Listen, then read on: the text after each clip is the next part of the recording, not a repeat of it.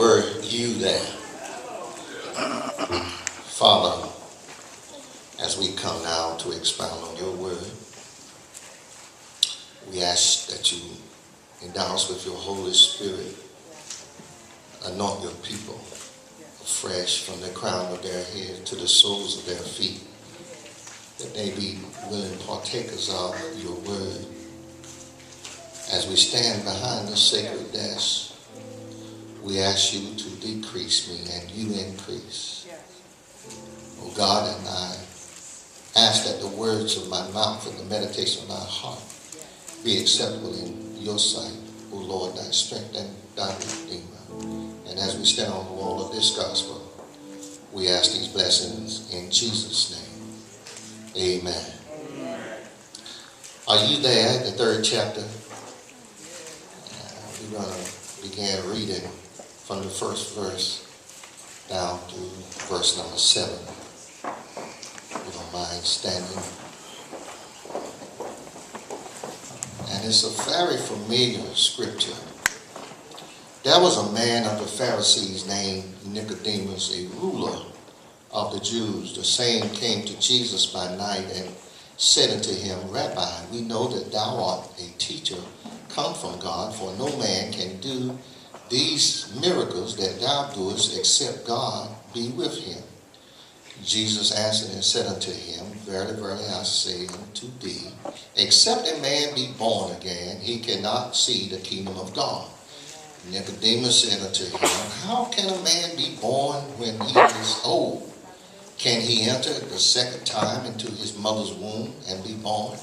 And Jesus answered, Verily, verily, I say unto thee, except a man be born of water and of the Spirit, he cannot enter into the kingdom of God.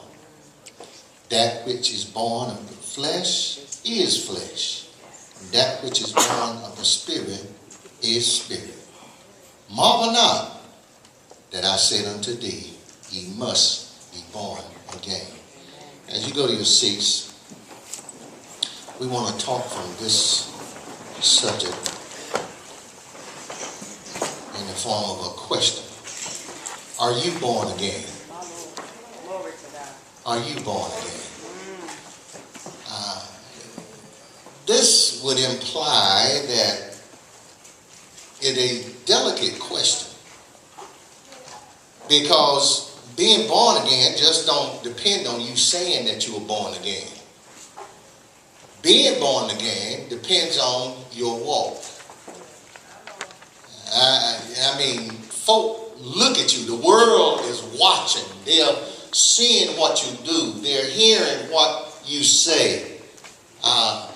If you're born again, most things don't cause your dandruff to rise. Amen. The spirit that is within you have a tendency to allow you to overlook those trivial things. Yes. Because it's already been said, the devil, he's a tricky somebody. Yes, he is. And see, when you proclaim your sanctification in Jesus, when you declare that I am a child of his and I've been born again, you can rest assured the devil don't test you. Yes, he will.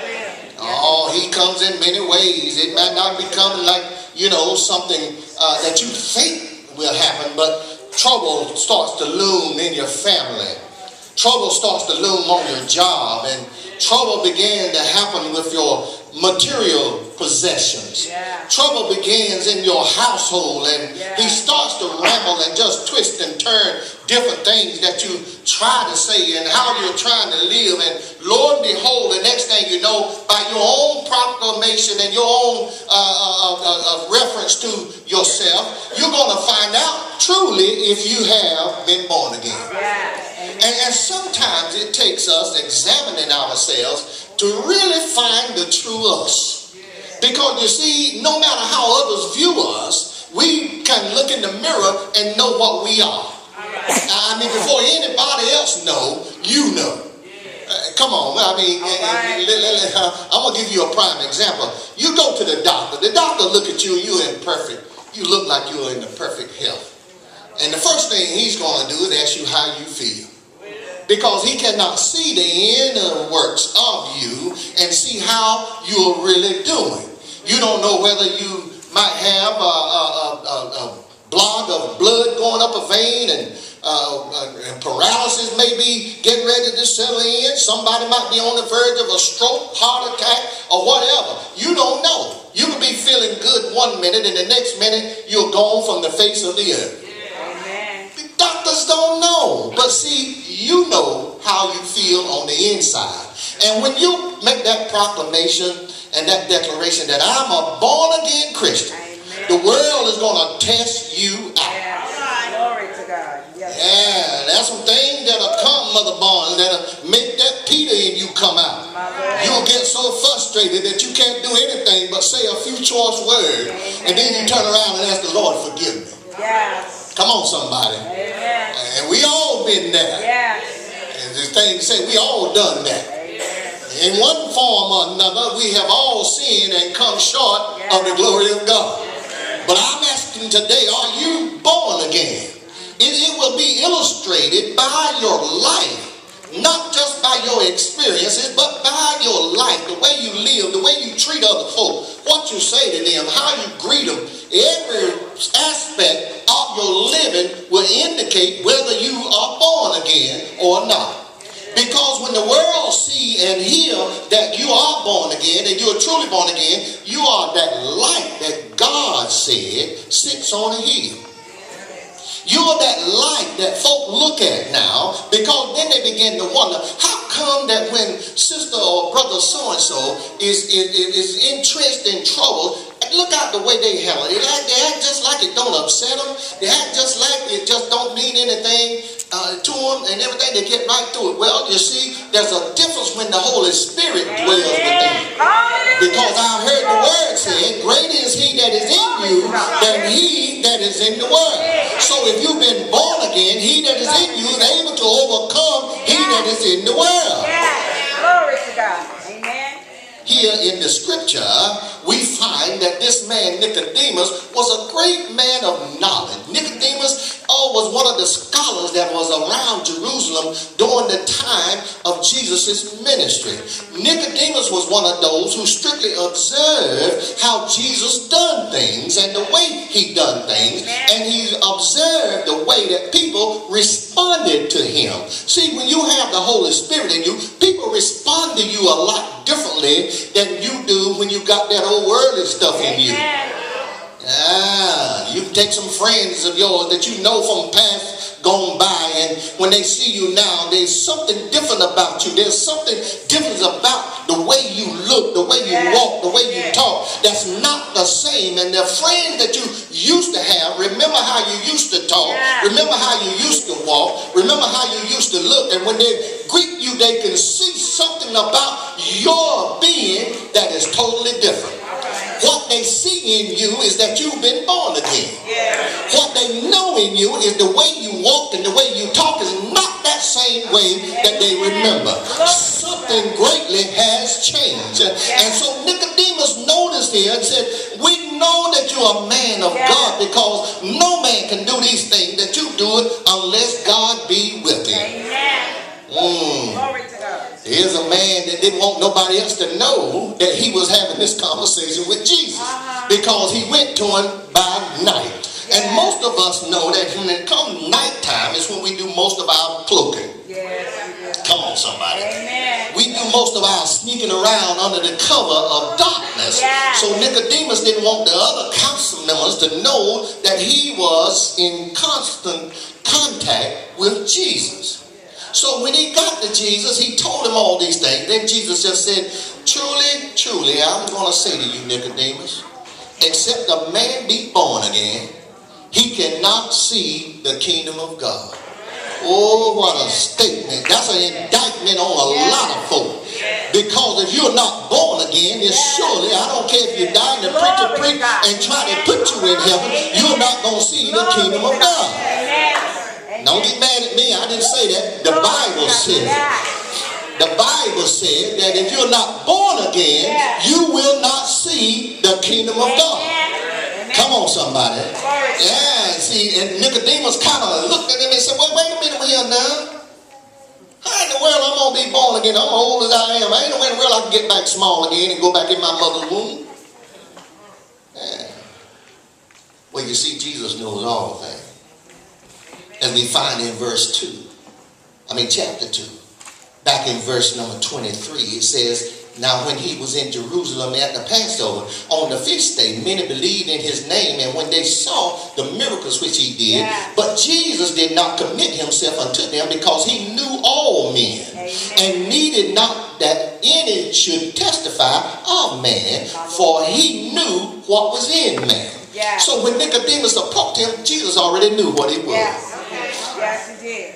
I mean, you can fool some of the people some of the time, but you can't fool all the people all the time. Yes. That's a known fact. Yes. Because sooner or later, the true you going to come out. Yes. And if you ain't been born again, somebody's going to know. Yes. Yeah, you can shout all you want. Get all the dust out in the carpet. Yes. But if you ain't what you say you are, yes. Don't y'all sing that song? Be what you are and live the life. Yes. Are you born again? Only you can answer that question. And you need to be careful about when you answer. Because when Jesus explained to Nicodemus, he said, verily, verily, I say unto you, except a man be born of water and of the Spirit, he cannot enter into the kingdom of God. And this causes another dilemma. This is another dilemma in our own mind. Because humanly, we think it's impossible to do this. But there is a new you. It is a time and a place for you to be born again. You have to make up your own mind when you're going to take that turn. When you're going to decide that I'm going to stand up, speak up, step up to the plate. Because I declare that I am his. And he is mine. When you make that declaration, trouble's coming. But make it anyhow. Because you have an assurance.